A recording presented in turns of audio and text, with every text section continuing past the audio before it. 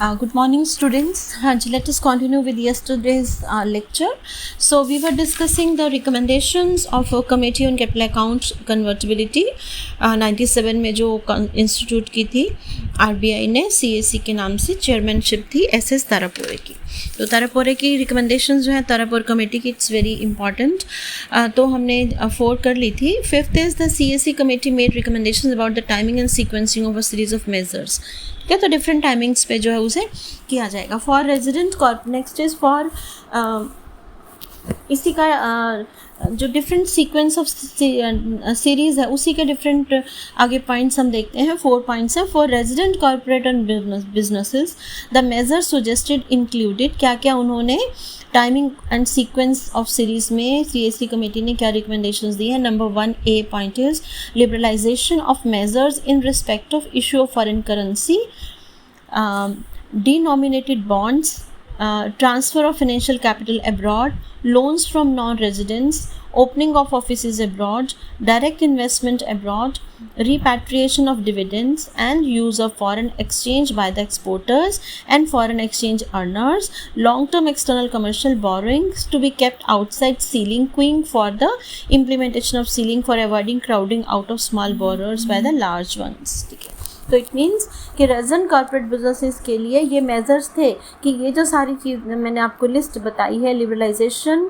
Of foreign currency issues, transfer of financial capital abroad, loans, direct investment abroad, opening of offices, repatriation, इनको ceiling limit से बाहर रखा जाएगा.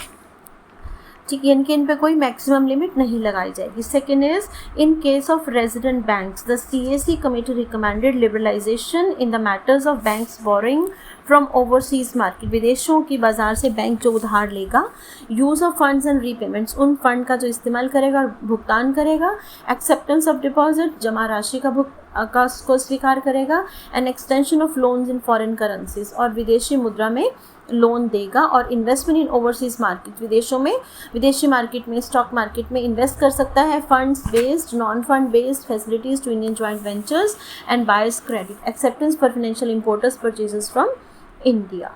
ठीक है, इसके बाद ये हो जाएगा. नेक्स्ट फेज था in respect of non resident banks the recommendation included allowing of forward cover in rupee account, cancelling rebooking enhanced overdraft limit and limited investment. ठीक है, तो पहला फैसिलिटीज़ थी किसमें कवर की उन्होंने रिकमेंडेशंस, रेजिडेंट बिजनेस और कॉर्पोरेट सेक्टर के लिए, सेकंड रेजिडेंट बैंक्स के लिए यानी कि अपने देश के बैंक्स के लिए, थर्ड नॉन रेजिडेंट बैंक्स के लिए, और fourth is overseas investment by SEBI, stock exchange board of India जो है जो शेयर मार्केट को देखता है वो ओवरसीज इन्वेस्टमेंट कर सकता है. Overseas investment by SEBI registered Indian investors including overseas investment by SEBI registered Indian investor, यानी कि जो सेबी में लिस्टेड इन्वेस्टर्स हैं वो ओवरसीज इन्वेस्टमेंट कर सकते हैं, including mutual funds and short term borrowing और all India financial institutions with in limits. ठीक है.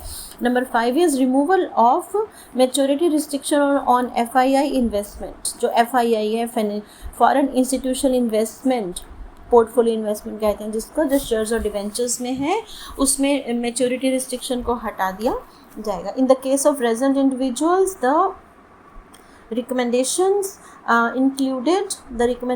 included allowing of foreign currency denominated deposits, foreign capital transfer and liberalization of repatriation norms. तो आप देखेंगे कि सब तरफ financial inflow and outflow, investment, loans, share market में इन्वेस्टमेंट, सब तरफ जो है लिबरलाइजेशन रिस्ट्रिक्शंस खत्म हो रही हैं. In regard to non residents the committee suggested capital transfers from non repatriable assets. Non repatriable assets means वो परिसंपत्तियाँ जिनका बाहर भुगतान नहीं वापस नहीं जाएगा.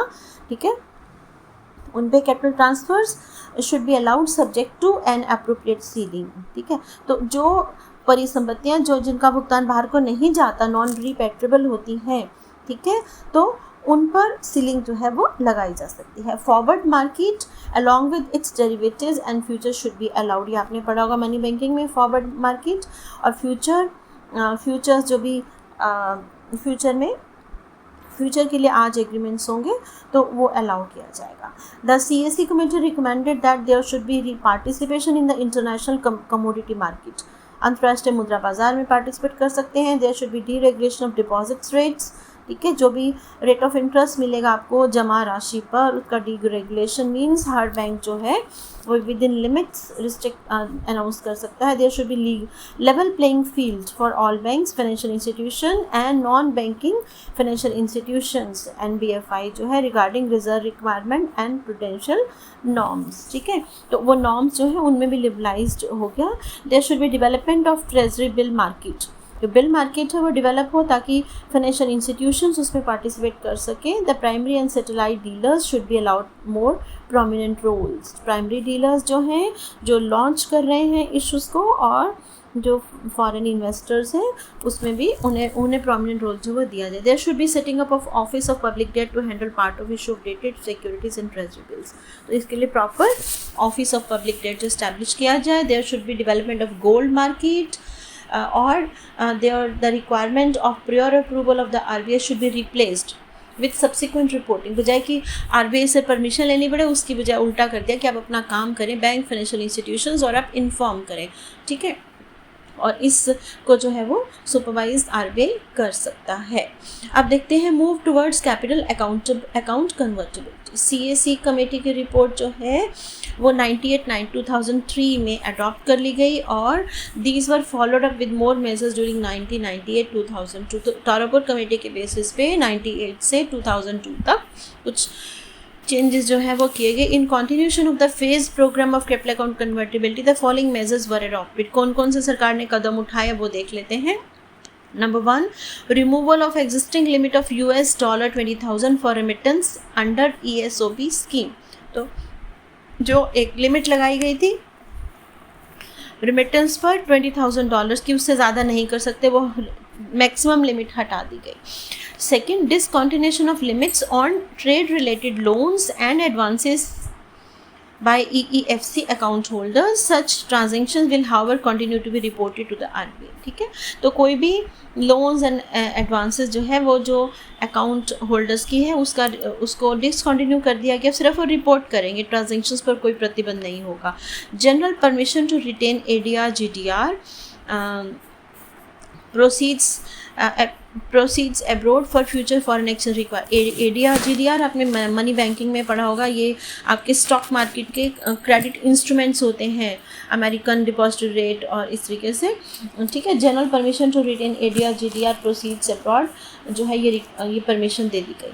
परमिशन अगला है परमिशन टू कॉर्पोरेट्स, कंपनियों को क्या परमिशन दी गई, that have set up their offices and branches abroad. Permission कह दी गई to acquire immovable property overseas for the businesses and staff residential purpose. तो जो आपके मल्टीनेशनल कंपनीज विदेशों में काम करते हैं वो वहाँ पर इमूवेबल प्रॉपर्टी को खरीद सकते हैं बिजनेस के लिए, ऑफिसेज बनाने के लिए, रेजिडेंशियल पर्पसेस के लिए। Fifth is permission to listed Indian companies to invest abroad, ठीक है, जो इंडिया में स्टॉक मार्केट में लिस्टेड कंपनीज हैं वो फॉरेन में इन्वेस्टमेंट कर सकती हैं। इन किस में कर सकती हैं, in companies listed in recognised overseas stock exchanges, जैसे कि इंडियन कंपनी जो इंडिया स्टॉक एक्सचेंज से भी मेरे से साथ रजिस्टर्ड है, वो अमेरिका की नेस्डेक है या शिकागो का आपका स्टॉक मार्केट है या शंघाई का, यानी कि डिफरेंट कंट्रीज़ की जो रजिस्टर्ड कंपनीज़ हैं उनमें इन्वेस्ट कर सकती है, ठीक है। Then permission to mutual funds to invest abroad in company, mutual fund companies भी इन्वेस्ट कर सकती हैं किसमें, listed on overseas stock exchange, जो उनकी फॉरेन कंट्रीज़ की में रजिस्टर्ड है उनके साथ, ठीक है। And having at least 10% share holding in a company listed on a recognised stock exchange in India और जनवरी 1 ऑफ द ईयर। तो रजिस्टर्ड होना चाहिए और 10% शेयर होना चाहिए उसका। The overall cap for investment abroad जो है वो कितना किया गया, ओवरऑल कैप मैक्सिमम लिमिट है $1 billion. Then permission to individuals to invest abroad in companies, व्यक्तियों को भी ये परमिशन दी गई कि विदेशों में विदेशी कंपनियों में निवेश कर सकते हैं। इसको थोड़ा ब्रीफ कर सकते हैं, बहुत लंबे लंबे पॉइंट्स हैं ना, 1-2 लाइन में कर सकते हैं। Then is permission to authorise dealers to allow remittance with regard to transfer of assets in India, ठीक है, इसमें भी लिमिट है $1 बिलियन की, तो ऑथोराइज डीलर्स को जो है वो परमिशन है। In subsequent years also the liberalization policy measures in these directions continue to be undertaken, और इस बारे में इसको आगे और लिबरलाइजेशन जो है वो गवर्नमेंट करती चली जाएगी। ठीक है। उसके बाद मार्च 2006 में for setting out a road map towards full convertibility, Fuller capital account convertibility, RBI constituted committee headed by S S Tarapur. दोबारा से कमेटी बनी 2006 में मार्च में, और जिन्होंने जुलाई में 2006 में अपनी रिपोर्ट दी थी। ठीक है, तो अब Tarapur committee, the time frame for movement towards full convertibility involve 3 phases, 3 phases में तारापुर कमेटी ने फिर से सलाह दी 2006 जुलाई में।